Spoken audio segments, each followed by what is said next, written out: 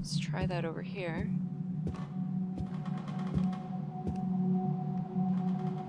So, which one is the front? Okay, well, let's assume that this is the first one. So that's symbol number 1.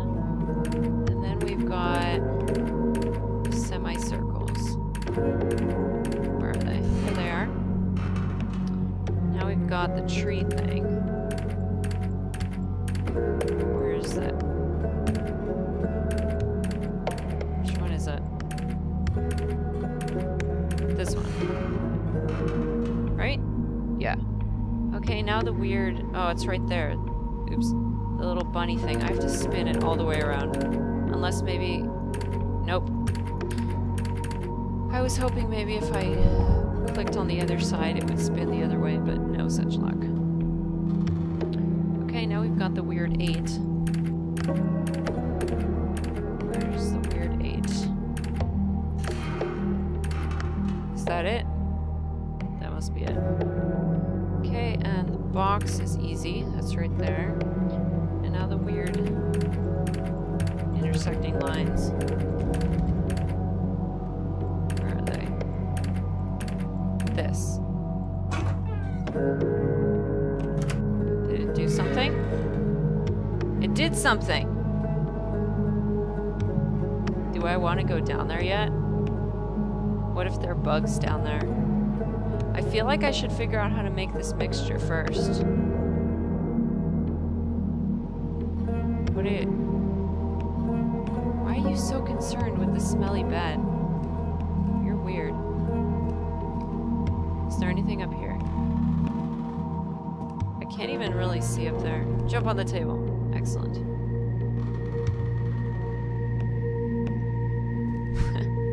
Alright, let's see. Let's check the other room. Wait, I can... What is this? Is this a pillow or a rock?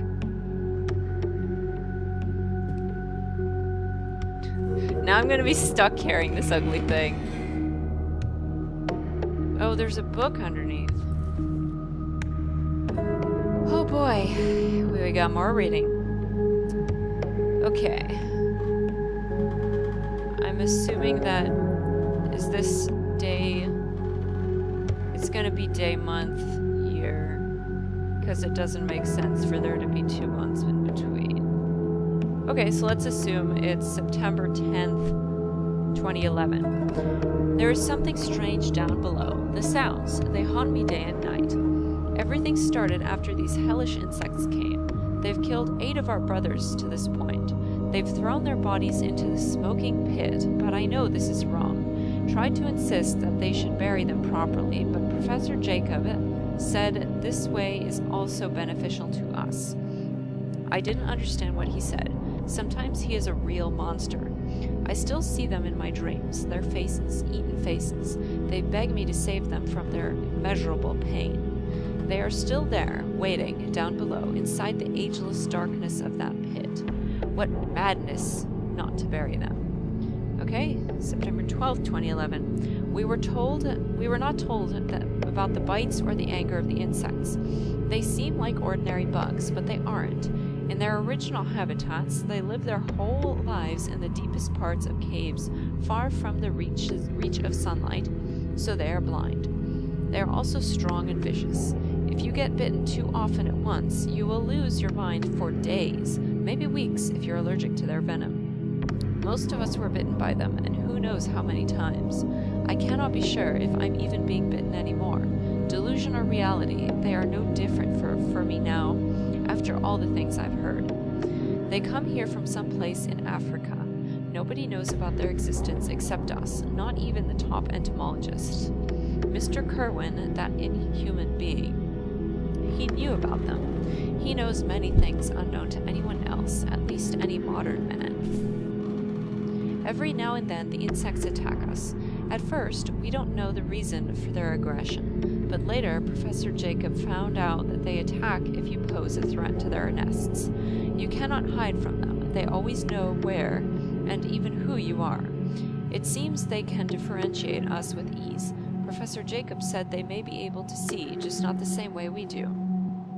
Okay. Maybe they have heat sensors or some other extrasensory organ that we can't comprehend with our science. Who knows? Professor Jacob seems troubled about them. It's obvious he didn't even expect, or he didn't expect this. 14th of September 2011. I hear the sounds clearer now, though I still don't know what or who makes them, or where they come from exactly. At first they sounded like harmless natural noises, but now I know they are conscious, not just random sounds.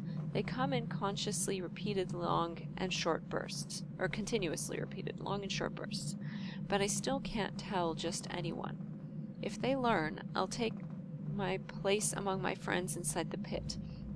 They don't let anyone hinder the experiments, but there is someone, a quiet and sober man named Ashmohead. Okay? He seems troubled. I think he hears what I hear. I will try to speak with him. 16th of September 2011. Yesterday, Murrows got attacked. He somehow managed to escape the flocks of angry insects and locked himself in one of the rooms. His horrible screams are still echoing inside my head. I want to save him. I tried to get him out, but Professor Jacob wouldn't let me. 3 people dragged me out, and everyone was evacuated immediately. There's no doubt we left him to die down there. Professor Jacob said there is no chance for him. He should be dead by now. This is insane. What are we doing with these things? They are much too dangerous. We cannot control them. Even 2.5 hours later, we could still hear the humming of the angry insects. Professor Jacob said we should take a break and sent everyone away. Only Ashmohead, Henbach, and I stayed as guards, as we always do on Fridays. We normally guard the place in turns. One of us is always awake while the other 2 sleep, and last night was no exception. Only Ashmohead was awake, and in the dead of night we were awakened by his crazed screams. He said he heard Murrows crying and begging us to help him.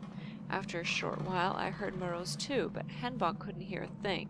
He said our imaginations were running loose and went back to sleep. But Murrows really was crying down there. Ashmohead and I could clearly hear him.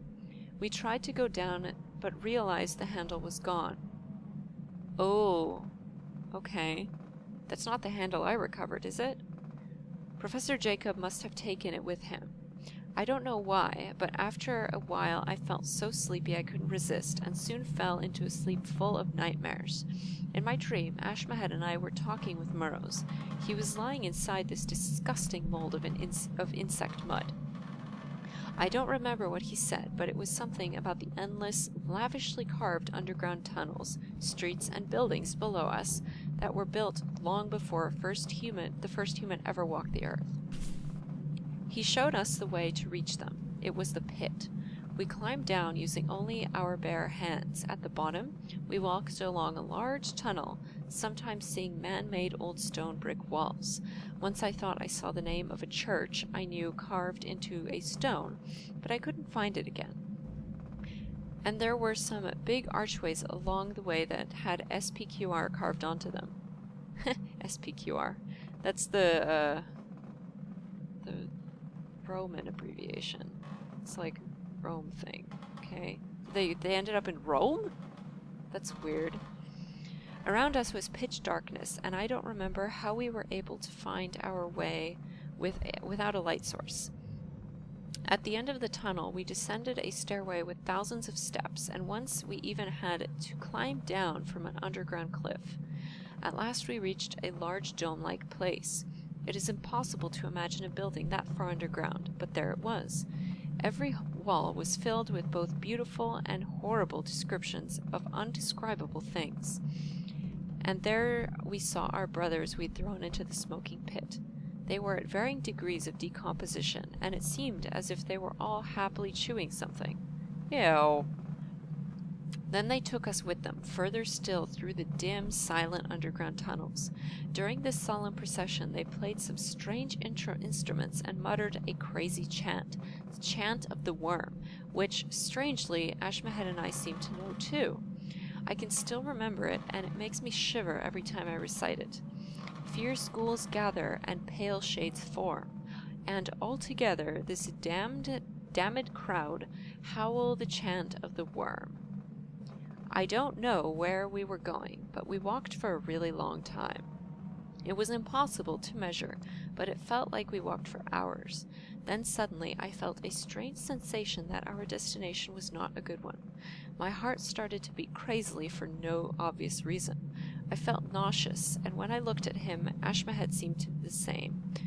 I don't remember what happened after that. I was soaked with sweat, and I was woken up by Professor Jacob, and there was no sign of Henbach, even though we searched for him high and low. His bed was empty, and he was nowhere to be found.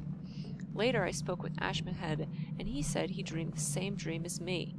I am not sure what to believe anymore.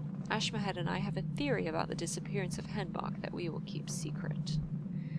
September 19th, 2011. They found Murrows inside the disgusting insect mud exactly as we dreamed.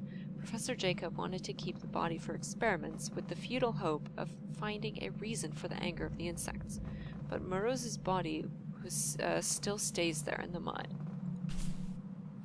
26th of September 2011. I am stupid. Yes, definitely a fool. How could I fail to understand when I first heard it? The sounds, they are Morse code.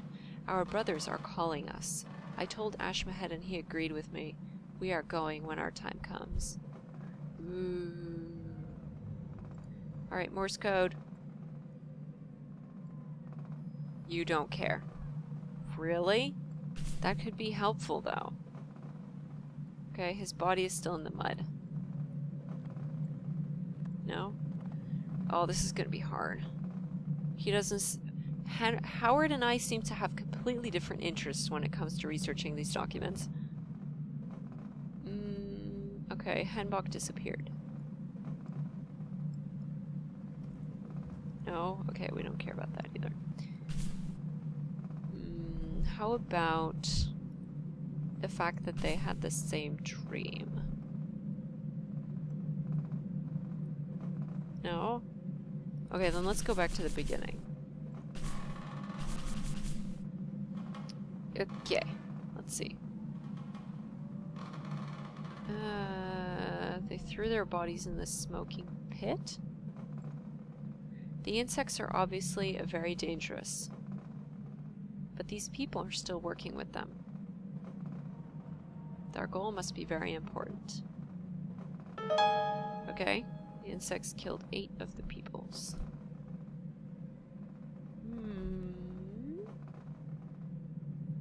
What else? Maybe the stuff about biting? No? Okay, we don't care about that. How about they came from Africa? No? Okay. I thought they came from outer space. Okay, nobody knows about them, not even the top entomologists. No. How about the fact that this guy knows stuff that nobody else does? No? Okay. Mr. Kerwin, that inhuman being. I wonder if he was that really creepy corpse thing that came to Howard in the opening cutscene. I don't want to meet him anymore then. Go away, Mr. Kerwin. Let's see. How about this stuff about bursts? No? This is gonna be hard.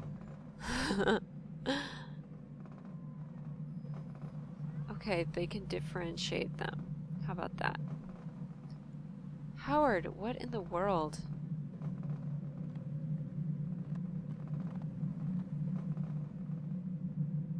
Okay, how about that they attack if you pose a threat to their nests? Really? How about that he didn't expect it? No? Okay. They don't let anyone hinder the experiments. No? Howard, you make this so difficult.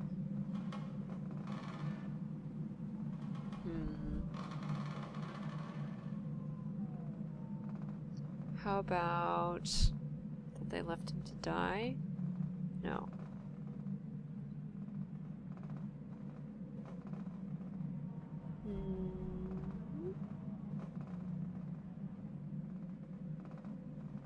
That things are dangerous, even though he already said that.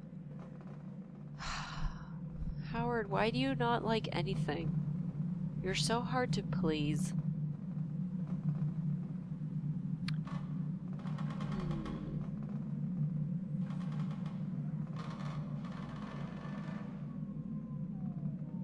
How about this stuff about crazed screams? No, okay. Sleep full of nightmares. No. Okay, insect mud. No. The stuff about buildings. No. Okay, before the first human ever walked the earth. No. I have a feeling I'm going to be using document search on this because Howard is being impossible. SPQR. This is the abbreviation of the Latin phrase Senatus Populusque Romanus, which means the Senate and the people of Rome. It is the official signature of the government of the ancient Roman Republic. Interestingly, it is still carved on the sewer manhole grates in Rome. I have a picture of it because I was there, and it is awesome. Okay. How about this chant? Do we like the chant? This is the chant that Mr. Braunbell kept repeating in his cell under the cabin. It was? Okay. I don't remember that. Okay, what else? How about the stuff about strange instruments and crazy chants? No?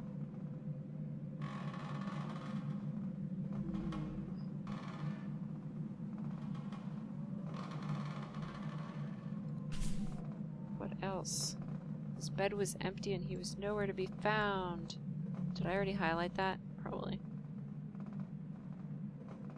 I'm running out of stuff to highlight. Okay, his body is still in the mud. No?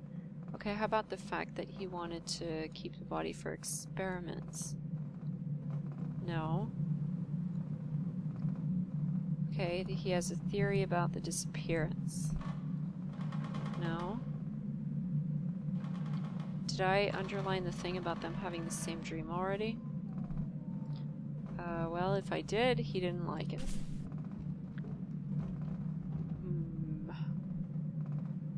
Our brothers are calling us. No. Okay, we're gonna use document search because Howard is being dumb. He doesn't like anything. Professor Jacob. Really? We've seen that name like 5 times. Professor Jacob, clearly the experiments here were led by him. Howard. Really? Anything here? No. Okay, how about on this page? So there is a handle that is used to be able to go down. Yeah, we already found that.